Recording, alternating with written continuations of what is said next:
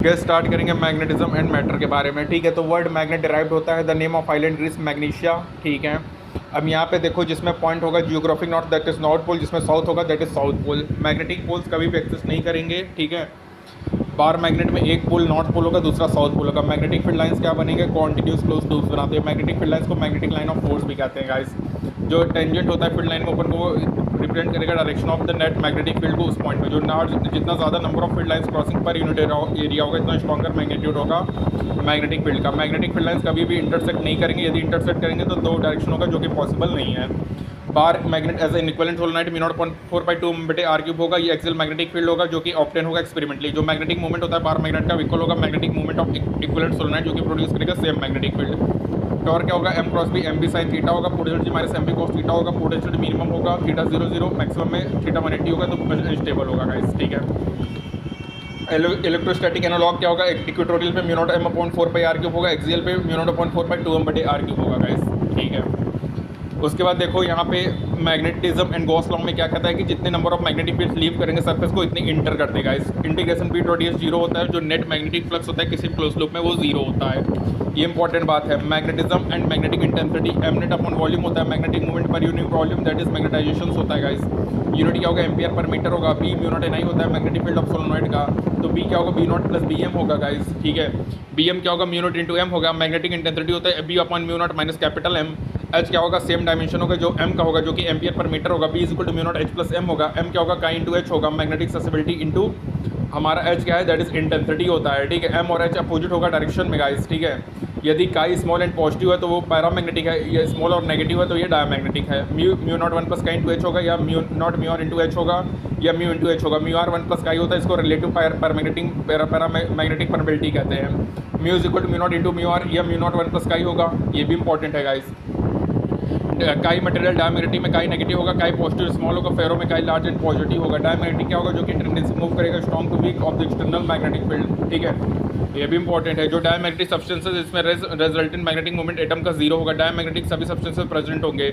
जो most exotic diamagnetic material superconductor है। ठीक है, जो कि परफेक्ट कंडक्टिविटी और परफेक्ट डायमैग्नेटिज्म फ्लो करेगा, जिसका काई -1 μr 0 होगा।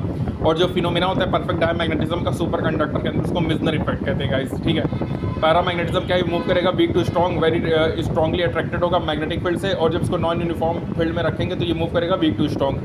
पैरामैग्नेटिक में काई और म्यूआर केवल मटेरियल नहीं बल्कि ये टेम्परेचर पे भी डिपेंड करेगा। फेरोमैग्नेटिक इंपॉर्टेंट है गाइस। ये टेंडेंसी होती है to move from weak to strong जब वो स्ट्रॉन्गली अट्रैक्टेड होगा। टिपिकल डोमेन साइज 1 mm होगा और इसमें अबाउट 10⁻11 एटम्स होगा। फेरोमैग्नेटिक मटेरियल में फील्ड लाइंस हाईली कंसंट्रेटेड होगा।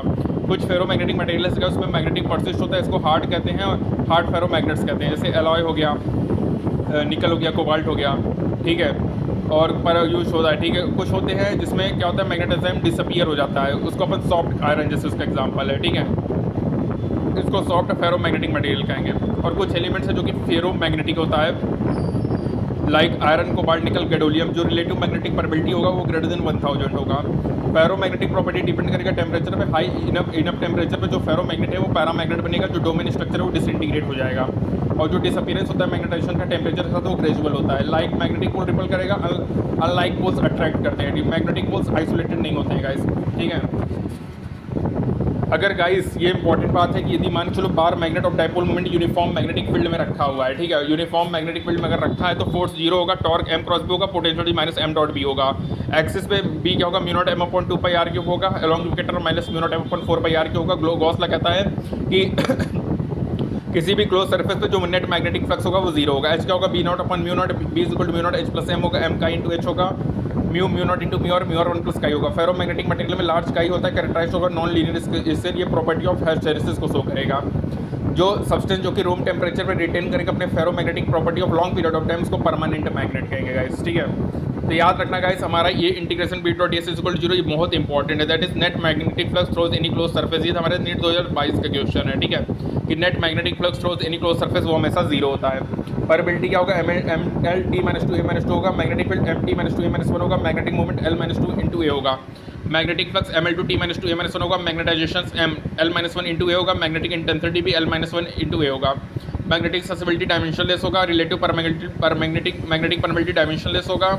मैग्नेटिक परमिबिलिटी क्या होगा? MLT-2A-2 होगा गाइस, ये इंपॉर्टेंट है। ठीक है, मैग्नेटिक मोनोपोल्स एग्जिस्ट नहीं करता, आपको पता ही है। 1 इलेक्ट्रॉन 1.6 × 10⁻19 कूलम होता है, चार्ज क्वांटाइज्ड होता है। मैग्नेटिक मोनोपोल्स एग्जिस्ट नहीं करते हैं, इसलिए जो मैग्नेटिक बेल्स लाइन है वो हमेशा क्लोज लूप बनाएंगे। डायामैग्नेटिक के लिए गाइस काई 10⁻⁵ होगा और पैरामैग्नेटिक के लिए 10⁻+5 होगा। परफेक्ट डायामैग्नेटिज्म जिसको सुपर कंडक्टर कहते हैं उसमें काई -1 μ0 0 होगा, ठीक है। और बीसीएस थ्योरी को प्रपोज हुआ था 1957 में और उनको नोबेल प्राइज़ 1970 में मिला था फिजिक्स में गाइस, ये भी इंपॉर्टेंट है, ठीक है।